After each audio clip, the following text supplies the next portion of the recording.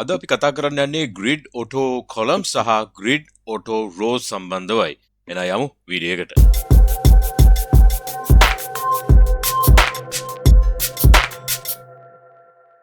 අයිබෝන් මගේ ෆ්‍රන්ට්-එන්ඩ් යාළුවෝ හැමෝටම ඔබ මේක තුල සිටින්නේ MCodes Frontend YouTube channel එකට.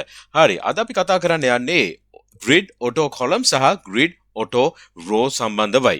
හරි. අපි යමු කෙලිම ඩෙමෝ එකට. මොකද්ද grid auto columns කියන්නේ? මුලින්ම අපි ඒකෙන් පටන් ගමු. මම මෙතන HTML එකේ තියෙනවා parent grid box කියලා එකක්. ඒක යටතේ divs 7ක් දාලා තියෙනවා. ඔච්චරයි මම කරලා තියෙන්නේ. දැන් අපි output එක බැලුවොත් මේ විදිහට තමයි මට මේ output එක පෙන්වන්නේ. මොකද grid කිව්වහම මේ ටික ඔක්කොම එක යට එක පෙන්නනවා. මම මේකේ columns වත් rows වත් පෙන්නලා නැති නිසා. හරි. මම මුලින්ම grid template columns කියලා මම කියනවා 100px 100px දෙන්න කියලා. හරිද?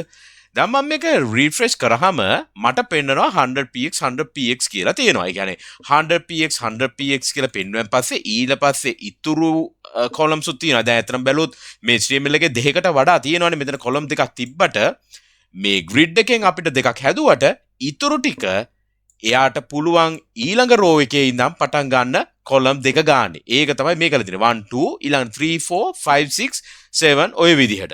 දැන් අපි හිතමු අපිට එන අවස්ථාවක් මෙහෙම යටින් යටට යන්න ඕනේ නෑ. මට පළවෙනි column දෙක නම් මම දන්නවා CI තියෙන්නේ. හැබැයි ඊට වඩා වැඩි වෙන හැම column එකම මට යම් කිසි නියමිත අගයකට එනවා නම් හරි. ඒ කියන්නේ මට ඕන පික්සල් 100ක වගේ ඉතුරු වෙන හැම කොලම් එකම පික්සල් 200ක්. සෝරි මම මේකට 100 නේ දුන්නේ. 200 ගානේ මට ඉතුරු ටික එන්න ඕනේ කියලා. හරි. ඒක කරන්නේ කොහොමද? ඒක තමයි දැන් මම කියන්න යන්නේ. හරි.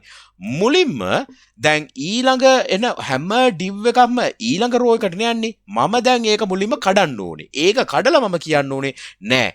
automatically මේක flow වෙන්න. හරිද? flow වෙන්න column එකක් දිගේ. ඒක මට කියන්න ඕන ඒ විදිහට. ඒක කියන්නේ මෙහෙම grid auto flow. grid automatically flow වෙන්න column එකක් දිගේ. ඕක කිව්වහම මොකද වෙන්නේ? මෙන්න මේ විදිහට දිගට ආවා. හරි. දැන් මම කියන්න යන්නේ අද පාඩම grid auto columns කියන එක. මම මේකට දුන්නොත් 200ක් වෙන්න කියලා මොකද වෙන්නේ? 200ක් කිව්වහම පළවෙනි දෙන්න. දැන් මම බැලුවොත් පළවෙනි දෙන්න කීයද කියලා මම මේ box model එකට ගියොත් පළවෙනි එකේනාට 100යි, දෙවෙනි එකේනාට 100යි, තුන්වෙනි එකේනාට හතරවෙනි එකේනාට මේ හැම එකටම 200යි. ඒ කියන්නේ මගේ initial requirement එක හරි. මට ඕනුනේ පළවෙනි දෙන 100 වුණා. ඉතුරු ටික row වලට කැඩෙන්න එපා. column එක දිගේ දිගටම යන්න. හැබැයි 200 ගානේ. pixel 200 ගානේ කියලායි. හරි. දැන් ඒ වැඩේ හරිනේ. දැන් මොකද්ද අපිට ආපු ප්‍රශ්නේ? දැන් එහෙම මම කිව්වට මට horizontal scroll bar එකක් ආව නේද? දැන් අපි ඇත්තටම අපි කැමතිනේ responsive විදියට වැඩ කරන්න, responsive site විදියට දාන්න. ඒතකොට මේක මේ විදියට හරියන්නේ නැහැ.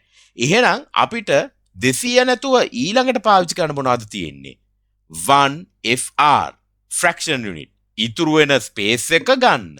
මම මේක refresh කරපුවාම ඔක්කොම ටික මට දැන් පේනවා. දැන් මම මේක resize කරාම ගාන්ට මේක හැදෙනවා. දැක්කද? ඒ කියන්නේ ඊළඟට වැඩි වෙන හැම column එකම 100ට වැඩි යම් කිසි අගයක් පෙන්වනවා. 100 හෝ වැඩි. දැන් අපි තුන් මේ පළවෙනි දෙක 100 වෙනවා.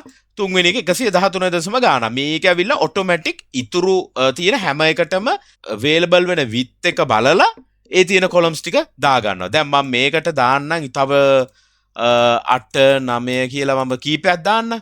මේක 8 මේක 9 මේක 10 කියලා මම දෙන්න.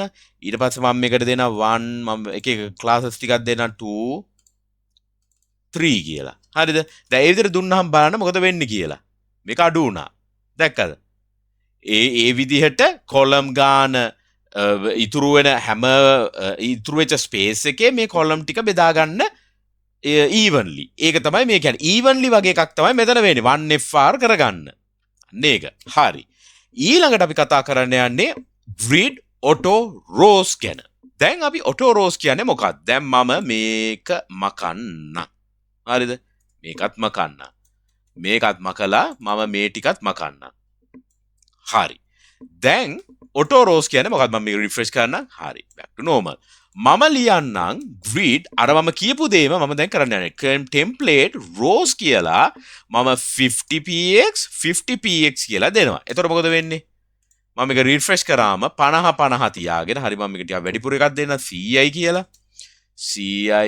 ci කියලා මම මේක රිෆ්‍රෙෂ් කරපුවාම ඔයගලන්ට පේනවා මෙන්න මේ විදිහට දැක්කද එතකොට දැන් මම මේක රිෆ්‍රෙෂ් කරලා මම මේක ඉන්ස්පෙක්ට් කරපුවාම ඔයගලන්ට බලා ගන්න පුළුවන් මේක 100ක height එකක් තියෙනවා මෙයාටත් height එකක් තියෙන විදිහට මෙයා 42යි 42යි මේ ඇවිල්ලා ඔටෝමැටික් වැලියු එකක් දැන් මට ඕනේ ඊට පස්සේ පළවෙනි rows දෙකේ height එක 100 වුණාට ඉතුරු හැම row එකම මට යම්කිසි අගයක් එන්න එතකොට ඒකට මම කරන්න ඕනේ දැන් කොහොමත් මේක row එකක් දිගේ යන්නේවනේ දැන් කොලම් එක row එකට කැඩුන හින්දා අපිට ඒක row එක මේ කැඩෙන්න එපා කියලා අපි එක දිගට කොලම් එක හැදුවනේ auto flow කොලම් කියලා මේකට එහෙම කරන්න ඕනේ නැහැ මේක නිකම්ම අපිට කියන්න පුළුවන් grid auto rows කියලා වැඩි වෙන හැම එකක්ම 200 ගානේ දෙන්න කියලා. දැන් මම මේක රිෆ්‍රෙෂ් කරපුවාම ඔයගලන්ට පේනවා පළවෙනි දෙන්න 100 කරගෙන දෙවෙනි එක්කෙනා දැන් පළවෙනි එක්කෙනා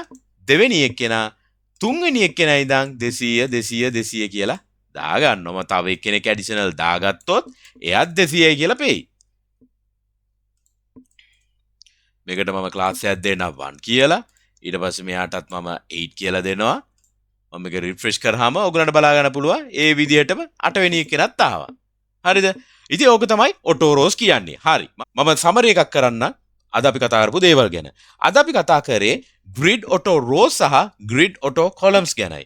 grid auto columns අපි use කරන්නේ අපි initially අපි කරොත් ci කියලා අපි columns හදපු වෙලාවක හැබැයි අපිට ගොඩක් columns ඊට වඩා එනවනම් මම දන්නේ නැත්නම් මට මේවට කොච්චර values assign කරන්න ඕනද කියලා අපිට කෙලින්ම කියන්න පුළුවන් grid auto columns කියලා යම් කිසි අගයක්. හැබැයි අපි ci කියලා තවත් divs ටිකක් අපිට තිබ්බොත් යම් මේ වගේ ඒවා ටික ඊළඟ row එකට කැඩෙන නිසා ඒක කැඩෙන්නේ නැති වෙන්න අපි කියනවා grid auto flow column එකක් දිගේ automatically flow වෙන්න කියලා. ඊට පස්සේ ඒ තමයි grid auto columns. grid auto rows එකේ ඒම ප්‍රශ්නයක් නැහැ. කොහොමත් row එකක කැඩලා යන නිසා අපිට කරන්න තියෙන එකම දේ grid template rows එකට මම පළවෙනි දෙකට 100 කියලා ඉතුරු වෙන හැම එකම 200 ගානේ add වෙන්න කියලා තමයි මට කියන්න තියෙන්නේ. හරි. එහෙනම් මම හිතනවා අද මේ වීඩියෝ එක ඔයගලන්ට තේරෙන්නේ නැති කියලා. එහෙනම් channel එක subscribe කරලා වීඩියෝ එකට හොඳයි නම් like එකක් දාලා එහෙනම් අපි ඊළඟ වීඩියෝ එකේ හම්බ වෙනතුරු හැමෝටම ජය වේවා. cheers අපි ගියා.